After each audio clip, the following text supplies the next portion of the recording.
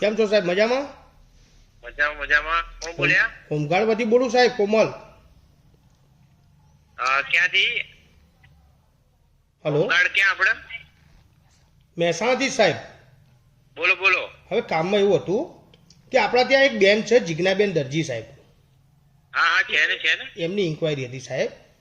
એટલે સાહેબ એ રેગ્યુલર બેન આવું છે આપણે?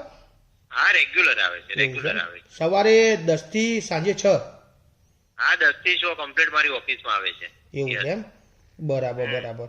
એટલે સાહેબ આમાં કેવું હતું કે એમને કંઈક રિપોર્ટ એવા હતા ઉપરથી કે બેન કંઈક આમ આદમી પાર્ટીનું મિટિંગમાં કાર્યાલય જાય છે અને બધું કંઈક હતું. એટલે એમને તમે જ મૂકેલા છે ત્યાં?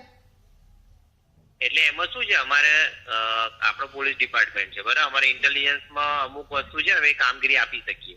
બરાબર. પાર્ટી ઉપર વોચ રાખવાની, જેમ કોંગ્રેસ ભાજપ બરાબર. એટલે એ રીતે મેં 1-2 વખત મોકલેલા એમને. હા, એટલે સાહેબ હું શું કહેવા માંગુ છું કે આપણા ભાજપ વાળાએ કીધું હતું એ પ્રમાણે જ મૂકેલા છે ને એમ કહું. હા, એ રીતે એટલે એવું કઈ છે નહીં બાબત. બરાબર, અમારી મરજીથી ને અમારી મંજૂરીથી જ જાય છે. એવું છે એમ? બરાબર. કારણ કે અમુક મંજૂરી હોય નહીં કાર્યક્રમની, અને કોણ આવતા હોય છે, શું છે એ જોવાનું હોય છે અમારે. બરાબર બરાબર.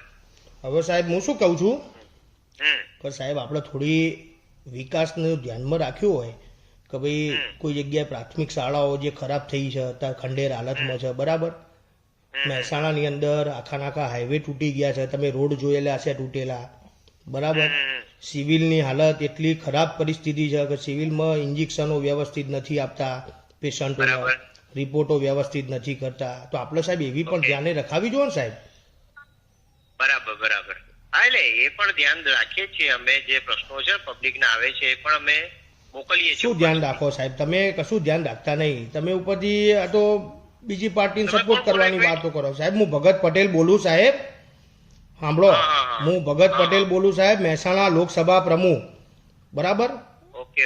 હા, આમ આદમી પાર્ટી મહેસાણા લોકસભા પ્રમુખ બોલું સાહેબ. તમારા સાહેબ આ બધું કરાય નહીં જોડે રહી.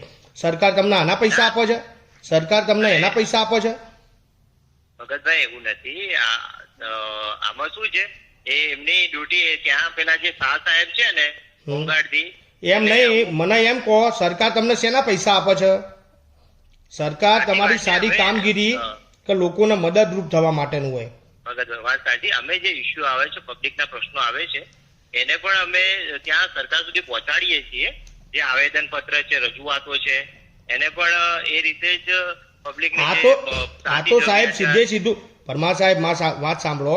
આ તો સીધે સીધું જાસૂસી કરીએ એવું થયું. જાસૂસીનો તમે પગાર આપો છો સરકાર, એવું થયું ને સાહેબ. આ બેન અમારી પાર્ટીમાં રેગ્યુલર આવે છે. તમે હાલ બોલ્યા તમારું. મારી વાત સાંભળો સાહેબ, મારી વાત સાંભળો સાહેબ. હું સાહેબ તમારી રિસ્પેક્ટ કરું છું સાહેબ. મારી વાત સાંભળો. હું શું કહેવા માંગુ છું કે તમે આવું જોડે રહીને કરાવતા હોય આ કેટલું યોગ્ય સાહેબ? તમે એમ કીધું કે મેં તમને સાહેબ સ્પષ્ટ પૂછ્યું સાહેબ. હું શું કહેવા માંગુ છું કે આ બેનના જોડે રહીને તમે આવી રીતે મૂકો છો. પાર્ટીના માણસો ક્યાં જાય, ક્યાં જાસૂસી કરવાની, આ કેટલું યોગ્ય? સરકાર સાહેબ પ્રજાના પૈસાના ટેક્સનો, આજે પ્રજાના પૈસાના, મારી વાત સાંભળો સાહેબ, પેલામાં વાત સાંભળો. પ્રજાના પૈસાના ટેક્સના રૂપિયાથી સરકાર પગાર ચૂકવે છે. આજે એ પૈસાનો ગેરદુરુપયોગ કરો તમે, એ યોગ્ય નથી સાહેબ. મારું એમ કેવું છે, ગરીબ બાળકોને સારું શિક્ષણ મળે, સારું આરોગ્ય મળે, એમાં તમે મદદરૂપ થતા હોય તો અમે તમને વિરોધ ના કરીએ. પણ આ જાસૂસીનો પગાર સરકાર પાસેથી તમે લો એ યોગ્ય નહીં સાહેબ. પણ ઓપન કાર્યક્રમ હોય છે અને એમાં અમે પણ હોઈએ છીએ. આજે પોલીસ બધી હોય ત્યારે નહીં સાહેબ. બેન કાર્યકર બનીને અમારી જોડે જ ફરતા હોય છે સાહેબ. અરે તમે ભગતભાઈ, તમે સમજો, ઓપન કાર્યક્રમ હોય છે. જે તમે કલેક્ટર કચેરીમાં આવો છો, અમારા માણસ પણ મળતા હોય છે. હું સાહેબ શું કઉ છું, સાંભળો.